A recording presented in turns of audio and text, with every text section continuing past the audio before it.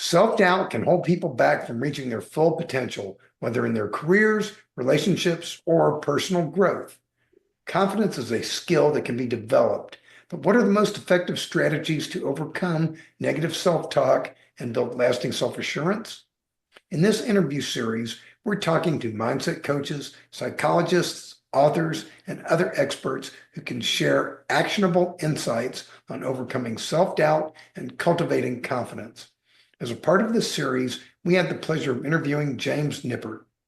James is the principal consultant at Sketch Development Services in St. Louis, Missouri. He's also a husband and father to two beautiful girls. James started his career in information technology as a business analyst, then moving on to cybersecurity before getting deep into the world of software development using Agile methodologies and lean practices. He now consults with small to mid-sized businesses as well as Fortune 500 enterprises on how to deliver value sooner, reduce inefficiencies, and delight customers through feedback-driven development.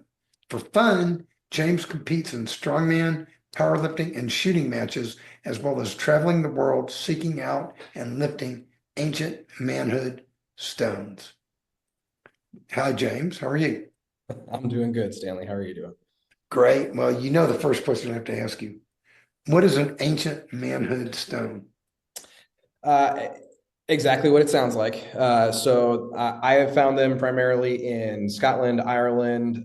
They're pretty big in Greenland and a few of the other Nordic countries.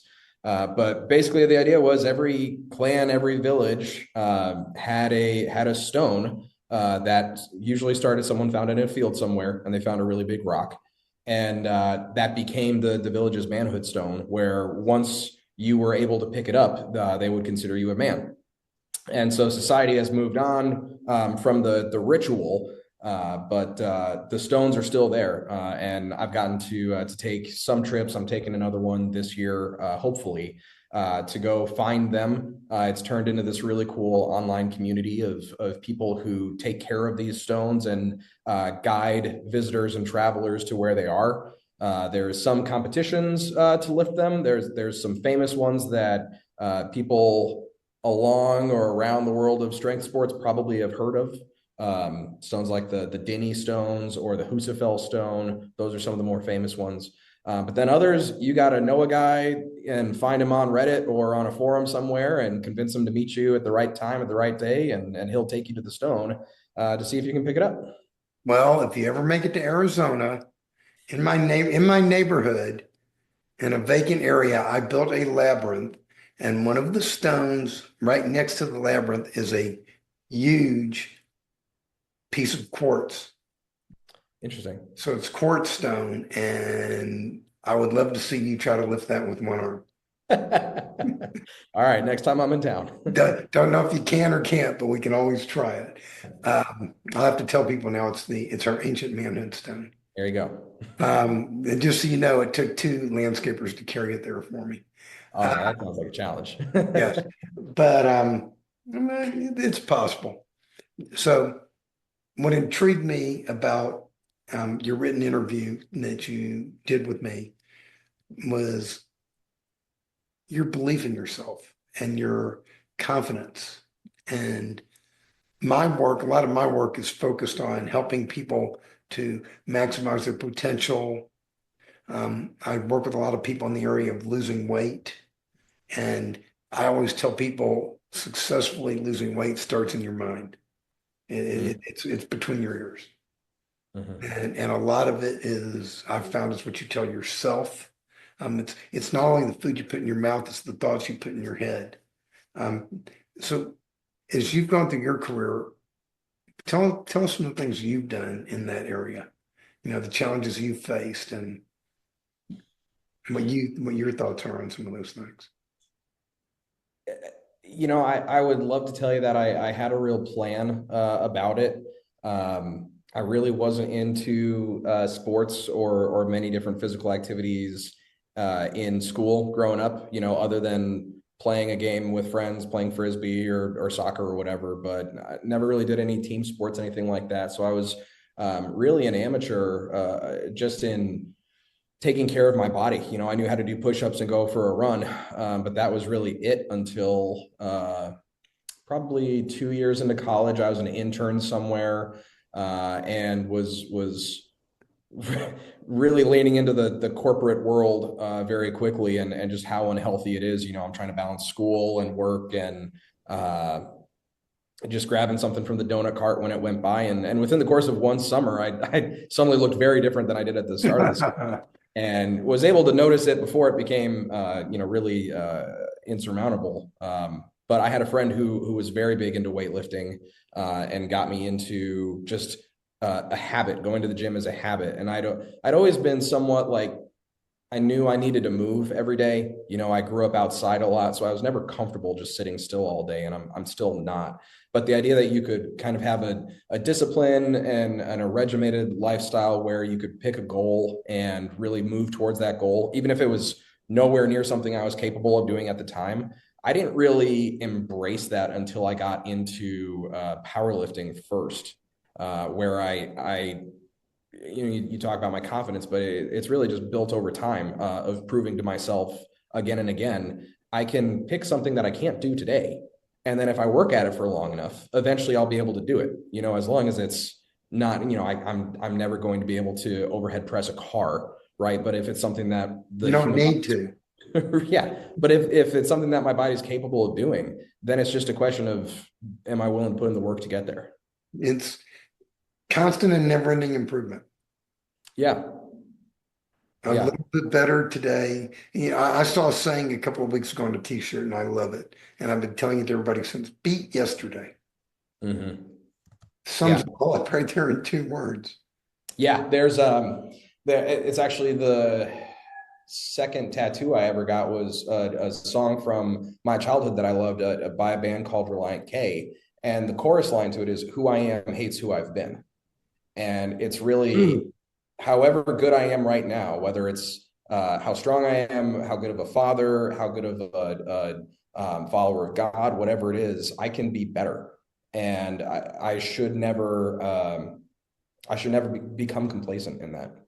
And I add something to that. It's interesting choice of words. Who I am today hates who I've been. Yeah. I kind of had to deal with that in my own personal journey, because for the first 49 and a half years of my life, I was massively obese. Mm. And, like got up to 367 pounds at one time. And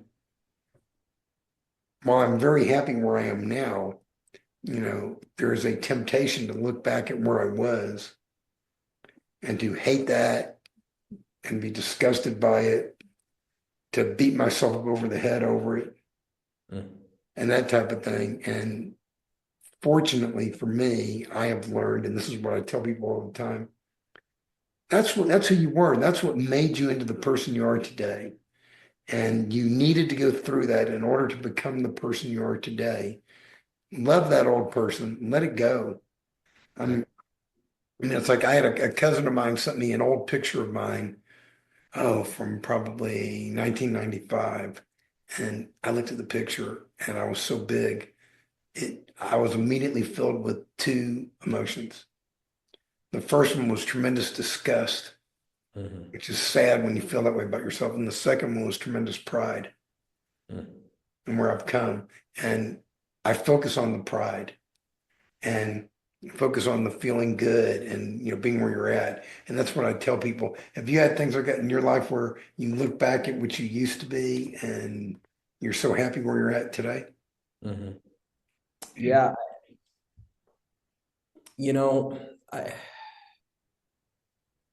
This might just be a difference in people and what motivates them. I was just talking with a friend last week. One of the words that's really kind of gone out of vogue, I feel like, is shame, just in society in general.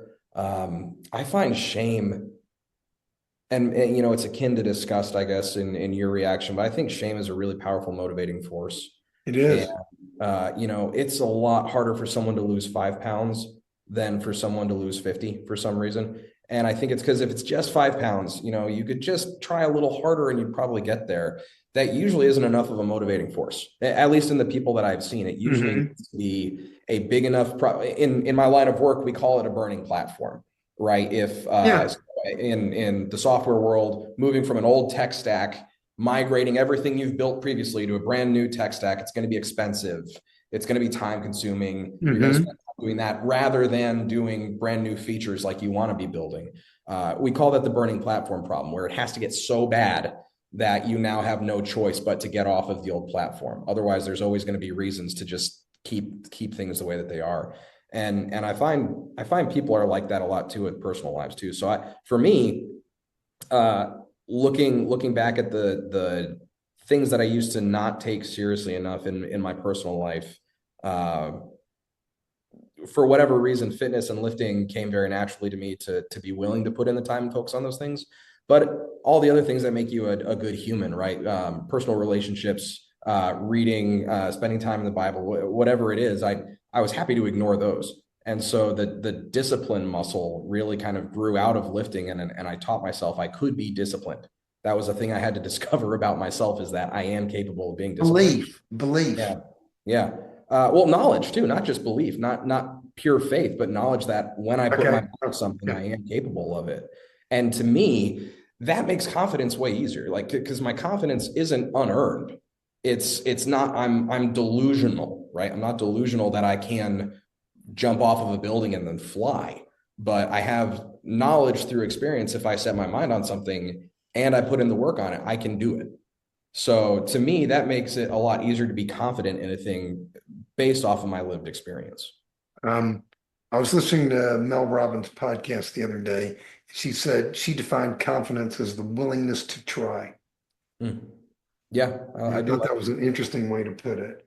I know what you mean. It's interesting. I've never heard the term burning platform before.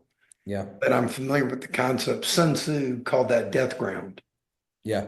Where you have no choice but to fight to live or die. Yeah. Yeah. And I think that, looking in the mirror or seeing yourself in that picture from the party last week, where you're like, man, I feel terrible about the way I look in that picture that someone posted online, right?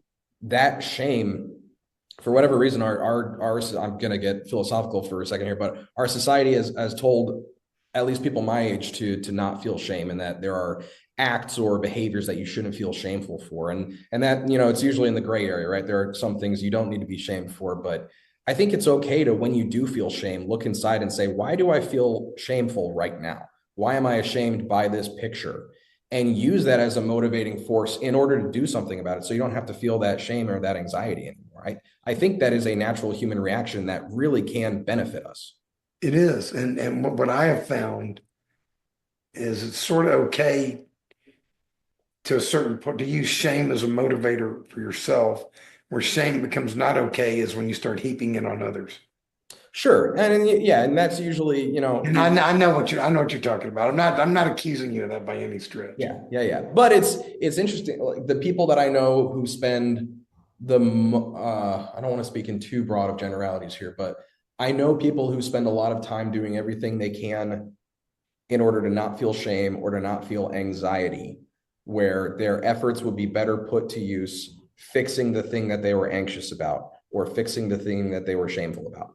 Yeah, getting to the source of the problem. Yeah. As opposed to, I keep thinking, pops in my mind, go take a drink or something so you don't feel the shame. That's what keeps popping into my mind. But yeah, it's I can identify with that completely. So tell us a little bit about the projects you're working on right now. What is it you're doing? Work or personal? Either. All right. I know you said you just had another child. Yeah. So she'll be 3 this year. Well, that's not just, but okay. It feels like it though. Something happens with the second one, and everyone in our life told us it speeds up with the second kid. And 2 kids is 5 times the work of 1. It is, and everything moves by. Like, I feel like I remember every single day of our firstborn's first year. Like, I remember the milestones that happened every day. And then the second born, it's like, well, she's 3 already? How did that happen? So I would say that's project number one is finding a good balance of, I don't like work-life balance because it's just life.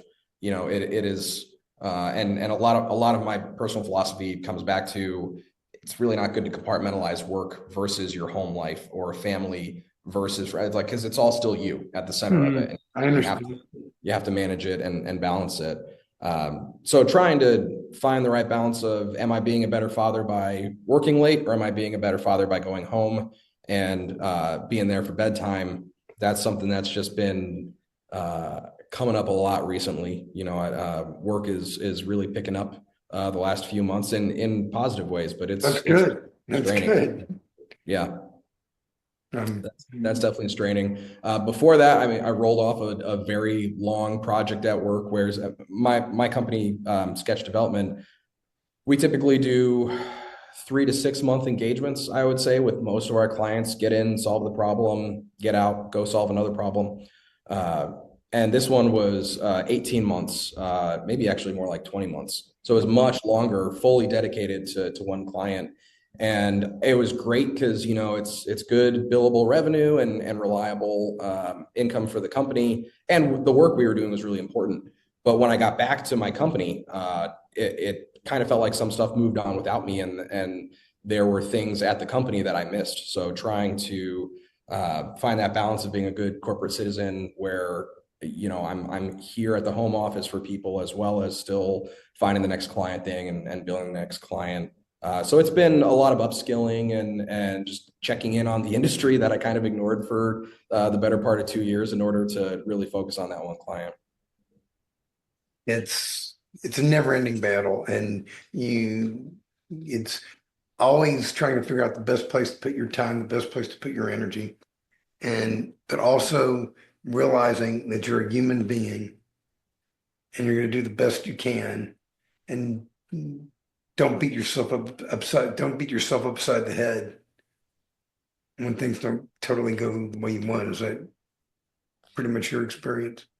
Yeah. I hope it's always true that I do the best that I can.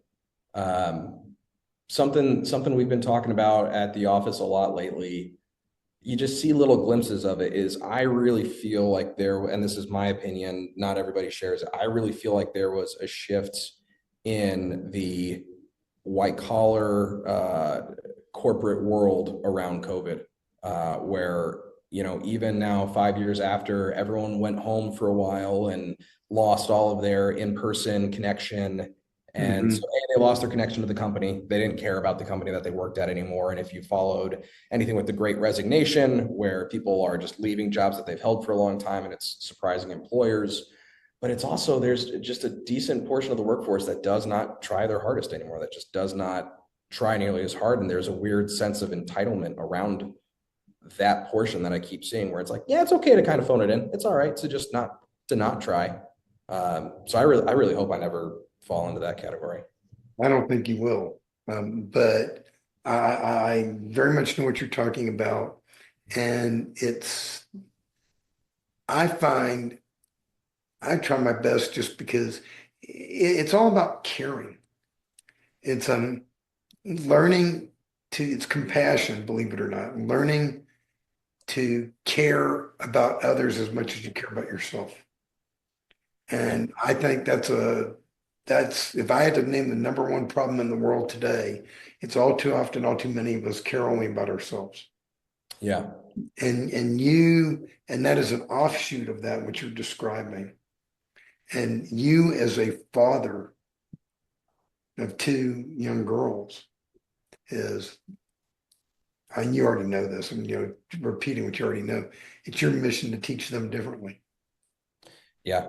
I do feel a responsibility that is awesome. It is It's an a awesome. privilege. It's a privilege. Yeah, it is. It is. It is. But yeah, you don't, maybe every parent goes through this, but I just assumed the world would, I could rely on the world more to help raise them. And as we're getting through pre-K and into kindergarten, and there's already things that I'm noticing, oh, they're not going to help you with that. you're either going to have to figure that out for yourself, or I'm going to have to help you figure that out, because you assume there's going to be a system that takes care of them, and we're not there yet. No, not at all. But just work to get better and better and better. In closing, are there any other tips, if somebody wants to work on themselves, to improve themselves, to get started working on themselves, to get started improving themselves, where might you tell them to start? I think I tend to keep it up pretty much all the time somewhere on my laptop. A really important quote that I discovered early on.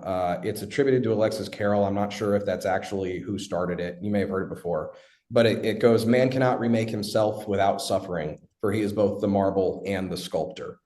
And I've seen it attributed with really cool photos and images of, picture a statue sculpting itself out of marble. And that's really true, because it kind of goes back to that burning platform.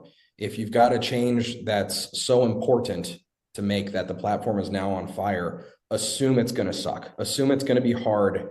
And don't imagine you find a sport that you like doing, and so now losing weight's going to be easy.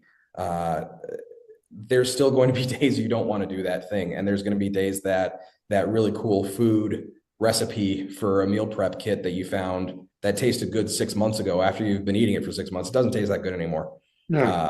And that focusing on the outcome, I think, is much easier than focusing on the process. Some people love the process and they can get into it and become obsessed with it. That could be a negative. But really just reminding yourself your reason, and we spoke about it in the interview before, your why has to be bigger than your butt. And it really just does come back to that.